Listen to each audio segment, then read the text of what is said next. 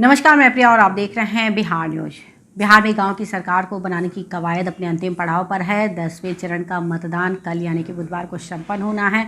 आपको बता दें कि 10वें चरण के लिए प्रचार प्रसार कल शाम से थम गया था। अब घर घर जाकर प्रत्याशी, उम्मीदवार, मुखिया लोगों से अपने पक्ष में वोट देने की अपील कर रहे हैं। हालांकि जिस तरह से नतीजे इस बार के चुनाव में सामने आए हैं, उसमें लोगों ने वर्तमान मुखिया की जगह नए उम्मीदवार, नए मतदाता और विकास को महत्व देते हुए नए उम्मीदवार पर अपना भरोसा अधिक जताया है। हमारी टीम रोजाना अलग अलग पंचायत क्षेत्रों से आपको रूबरू करवाती है। इसी कड़ी में आज हमारी टीम ग्राम पंचायत जलालपुर, प्रखंड मोहनपुर पहुंची और वहां के मुखिया प्रत्याशी विनोद राम से मुलाकात कर ये जानने की कोशिश की कि इस समय उनके क्षेत्र में क्या स्थिति है, कितना विकास हुआ है। तो आइए आज आपकी मुलाकात करवाते हैं मुखिया प्रत्याशी विनोद राम से।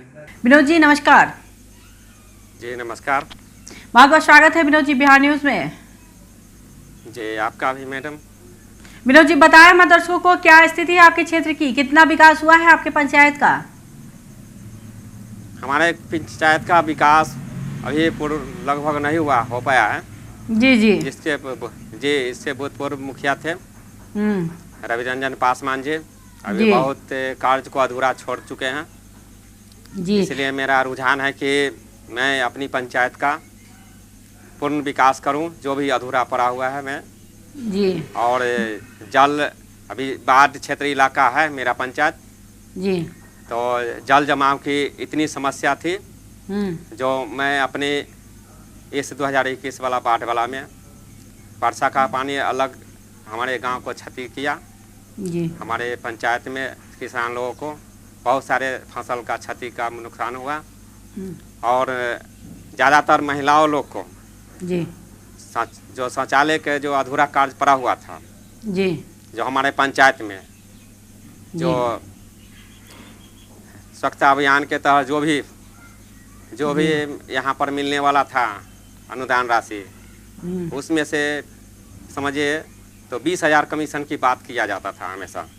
जी इस कारण से पूर्ण शौचालय की व्यवस्था नहीं हो पाया और ज़्यादातर बाढ़ पानी के आने के कारण महिलाओं को ज़्यादा शौच की समस्या थी, जी जो काफ़ी बदतर थे। जी मैंने अपनी जनता के सहयोग से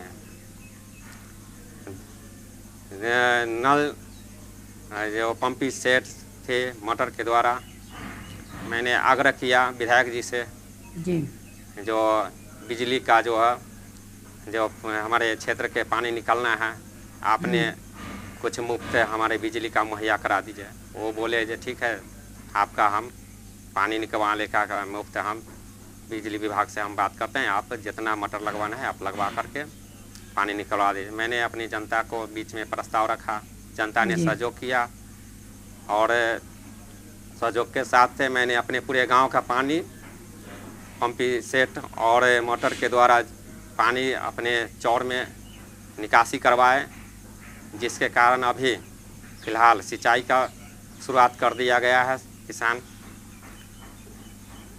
इसके बाद जो भी शौच की व्यवस्था समस्या थी महिलाओं के लिए भी खुशहाल है। हमारे प्रति रुझान ज़्यादा है। जो भी काम किया है समाज के बीच में विनोद राम जी ने बहुत अच्छा काम किया है और मैंने अपने पढ़ाई काल से लेकर के अपने समाज के बीच में हमेशा सामाजिक सेवा का काम किया है। जब से मैंने मैट्रिक पास किया था उसी समय से वहाँ से हमारे समाज के बीच में हमेशा सेवा का काम किया और मेरे प्रति जी विनोद जी आपके यहाँ नल जल योजना की क्या स्थिति है? उसके अंतर्गत कितने वार्ड में काम हुआ है? नल जल की योजना अभी भी अधूरा पड़ा हुआ है हमारे पंचायत में। जी कितने वार्ड हैं आपके यहाँ? हमारे पंचायत में 14 वार्ड हैं। 14 वार्ड है, तो नल का जल कितने वार्ड तक पहुँचा होगा विनोद जी मुखिया जी के द्वारा? मुखिया जी के द्वारा अभी तक लगभग समझिए पूर्ण रूप से काम नहीं हो पाया है। अभी लगभग 8 वार्ड तक लगभग काम हुआ होगा। जो भी काम हुआ है वो कागज के द्वारा फोकसबाजी हुआ है। जी समझे जी। तो पैसे की अनियमितता की जो शिकायत आप बता रहे हैं, पैसे का लेन देन लेकर कार्य हुआ, तो इस तरह की समस्या आपके क्षेत्र में आप बता रहे हैं कि काफ़ी रही है, पैसे का लेन देन हुआ है। इंदिरा आवास योजना के अंतर्गत भी हुआ है इस तरह से पैसे की अनियमितता? प्रधानमंत्री आवास योजना से 5 साल जी। के बीच में आज तक मेरे पंचायत का, जी पूरे पंचायत की हम बात करते हैं, जी जी एक भी प्रधानमंत्री आवास योजना से अब तक एक भी व्यक्ति को यानी कि प्रतीक्षा सूची में नाम नहीं जोड़ा गया। जी। मैंने पूरे पंचायत का सर्वेक्षण करवा करके सहयोग किए आवास सहायक को, ठीक है। मैंने सूची तैयार करवा दिया पूरे पंचायत का। जी जी। फिर भी पंचायत यहाँ हमारे जो भूतपूर्व मुखिया जी हैं जी थोड़ा पीने खाने में ज़्यादा इंटरेस्टेड लेते हैं, जी सोए हुए रहते हैं, ठीक है। इस कारण से समय पर सूची नहीं यानी जिला तक पहुंच पाया। जी। जो वेबसाइट चालू थी उस वेबसाइट पर अपलोड नहीं हो पाया, वो 2 दिन बाद पहुंचाने का काम किया। जी। वहाँ वैसे ही जस के तस पड़ा रह गया। जी। वहाँ जमा करने गए आवास सहायक, समझे, इन्होंने इनके द्वारा हमने सौंप दिए, इससे पहले जैसे हमने सूची तैयार करवाई उन्हीं के आदमी के द्वारा, ठीक है। जी जी जी। और उन्हीं के यहाँ सौंपा गया, वो सौंप दिए आवास सहायक को। आवास सहायक क्या काम किए, समय पर जमा, यानी दोनों का समझिए इसमें प्रतिभागिता पैसा का लेन देन, कमीशन। जी जी। 20,000 का कमीशन बात होता था। जी। तो आवास योजना में कितना कमीशन लिया जाता है? 20,000 कमीशन का बात किया जाता है। 20,000 बताइए, गरीब आदमी तो एक समझिए सरकार सहयोग करती है जी, और जिसमें से 20,000 कमीशन ही चला जाए जी जी, तो उसमें से गरीब कहाँ से घर बना पाएंगे। जी बिल्कुल सही बात है। विनोद जी यही सब आपके जो है यहाँ समस्या है। जी जी जी। तो विनोद जी आपके यहाँ शिक्षा और शौचालय में स्वास्थ्य भी, हाँ शौचालय में भी मैडम, जी जी, शौचालय में भी 2,000-2,500 की कमीशन की बात होता था। जी इस कारण से जो है शौचालय भी अधूरा पड़ा रह गया। जी। और जिसके व्यक्ति को बना हुआ भी शौचालय अब तक पैसा भी नहीं निकासी हो पाया है। बाढ़ की समस्या बताते हैं मैडम जी, जो बाढ़ राशि की समस्या थी, अब तक समझिए 60% ही राशि वितरण किया गया। 40% पूरे पंचायत के क्या, मैं पूरे ब्लॉक की बात करता हूँ, पूरे समस्या है यानी कि बाढ़ राहत की। अब तक जो है ना 40% पूरे पंचायत के, हमारे पंचायत में बाढ़ राशि का निकासी नहीं हो पाया। इसके लिए मैंने बहुत संघर्ष किया। मैंने पूरे पंचायत में हर आदमी को सहयोग किए और बाढ़ राशि निकासी करने के लिए हमने मुखिया तक हमने मनरेगा भवन पर पहुंचे, ठीक है। वहां तक भी मैंने मुखिया से कहा जो भी अब तक सूची में जो है सूची में वंचित है, बाढ़ राशि पुनः आप जोड़ दिया जाए। फिर पुनः आया सूची प्रखंड से जो छूटा हुआ है व्यक्ति, वैसे व्यक्ति को जोड़ दिया जाए। फिर पुनः मैंने जोड़वाया, फिर भी अब तक ले है वैसे व्यक्ति को अभी तक पैसा नहीं मिल पाया। यही सब समस्या है मैडम जी। जी जी। विनोद जी आपका चुनावी मुद्दा क्या है इस बार? मेरी चुनावी मुद्दा है 7 निश्चय, जो भी योजना है सरकार की। जी जी। मैं 7 निश्चय का मैंने जो भी काम होगा, मैंने पूरे पंचायत में पूर्ण रूप से मैं काम करना चाहूँगा। जी। और मैं संवैधानिक नियम के जी मैंने पूरे संवैधानिक नियम के अनुसार मैंने संविधान का उल्लंघन नहीं करूँगा और मैं उनके नियमानुसार अपने संविधान के तहत, अपने पूरे पंचायत का नियम कानून के कायदा के तहत मैंने सेवा करूँगा। जी जी। विनोद जी जिस तरीके की व्यवस्था आप बता रहे हैं, तो लोगों में कितना आक्रोश नजर आ रहा है, क्या रुझान दिख रहा है लोगों का? लोगों में आक्रोश है भूतपूर्व मुखिया के, जो विकास का काम नहीं किया है, इसलिए ज़्यादातर है जो नए प्रत्याशी का परिवर्तन हो।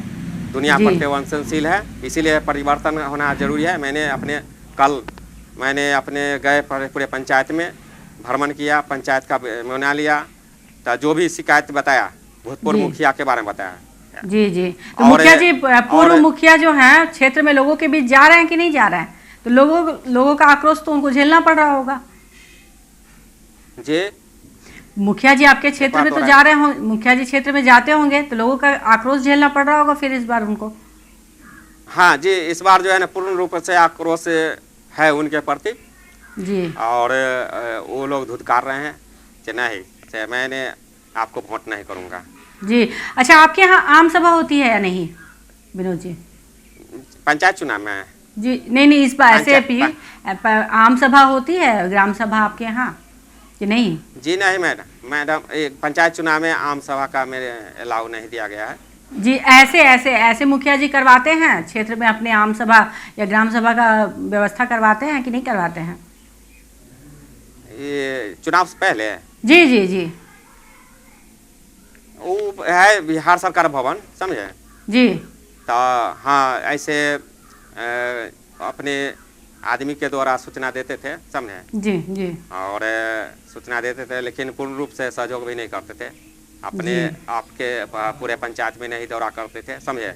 जी। एक समझिए किसी द्वारा कहवा दिया गया, समझे? और किसी का मालूम हुआ, किसी का नहीं मालूम हुआ, वैसे व्यक्ति नहीं जा पाते थे जो योजना के बारे में जानकारी नहीं मिल पाता। जी विनोद जी, एक आखिरी सवाल, आप अगर चुनाव जीत करके आते हैं तो सर्वप्रथम किस कार्य को प्राथमिकता देंगे, किस समस्या का समाधान करेंगे क्षेत्र का?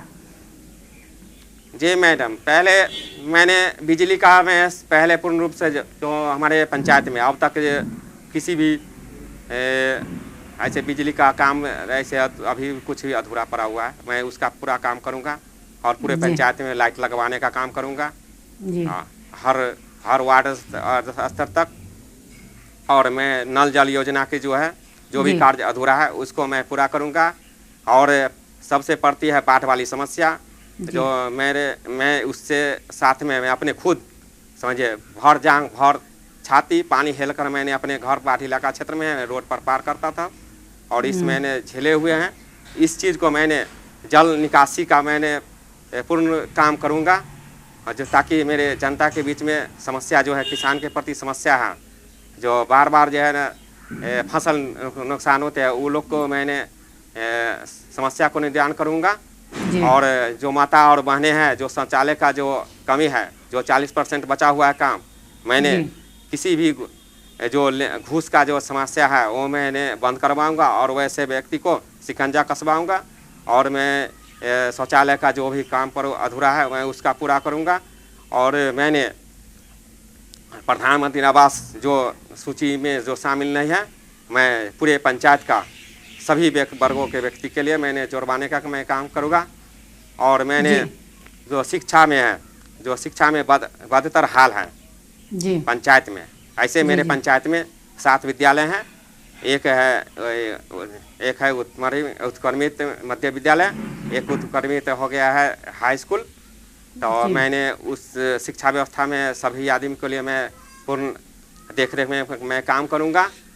और मैंने जो भी समस्या है यानी सार्वजनिक जो भी मेरे बिना निस्वार्थ भाव से मैं अपनी जनता को सेवा करूंगा, तो मैं यही है सेवा मेरी। जी बिल्कुल विनोद जी, बिहार न्यूज़ से बातचीत करने के लिए आपका बहुत बहुत धन्यवाद, और बिहार न्यूज़ की तरफ से चुनाव की बहुत सारी शुभकामनाएं आपको। जी आपके भी मैडम धन्यवाद। तो ये थे हमारे साथ लाइव बातचीत करने के लिए ग्राम पंचायत जलालपुर प्रखंड मोहनपुर से मुखिया प्रत्याशी विनोद राम, जिन्होंने बताया कि उनके क्षेत्र में विकास बिल्कुल अवरुद्ध है। वर्तमान मुखिया के द्वारा कोई कार्य नहीं किया गया, कोई भी योजना धरातल पर नहीं उतारी गई। साथ ही उन्होंने बताया कि उनके यहाँ शौचालय और आवास योजना के अंतर्गत पैसे की काफ़ी अनियमितता हुई है, पैसे का लेन देन देकर काम हुआ है। उन्होंने कहा कि अगर वो चुनाव जीत करके आते हैं तो इस क्षेत्र के विकास के लिए यथासंभव प्रयास करेंगे और कार्य करेंगे। इस तरह की तमाम खबरों से अपडेट रहने के लिए आप देखते रहें बिहार न्यूज़।